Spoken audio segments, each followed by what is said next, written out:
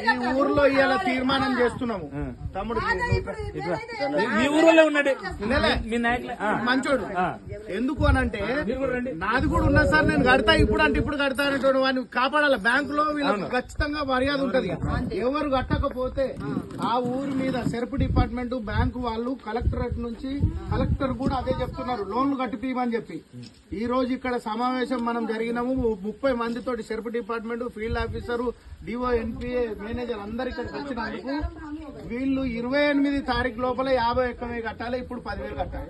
ఇది ఒకవేళ కట్టకపోతే మళ్ళా సెర్ప్ డిపార్ట్మెంట్ వాళ్ళందరూ వచ్చి ఇక్కడ కూర్చుంటూ వసూలు చేయడం అవుతుంది. ఇందువలన ఎన్పిఎలు లేకుండా ఉంటేనే మనం బ్యాంకులో ఏదైనా లోన్లు ఇస్తాము, ఆ ఊరు కూడా బాగుపడుతుంది. ఇప్పుడు రాజన్న వాళ్ళ ఇంటికి పోతాం, నెక్స్ట్ వాళ్ళ ఇంటికాడ కూడా ఇదే పద్ధతి. మనం వాళ్ళ ఇంటికాడికి వెళ్ళి పోయే పరిస్థితే లేదు. అందరూ